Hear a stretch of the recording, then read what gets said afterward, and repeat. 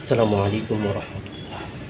প্রিয় দর্শক, ভারাক্রান্ত হৃদয় নিয়ে একটি খবর পেয়েছি, অত্যন্ত খুবই দুঃখজনক বিষয়। সরসিনার পীর সাহেব আল্লাহ পাকের ডাকে পৃথিবীর মায়া ত্যাগ করে উনি চলে গিয়েছেন।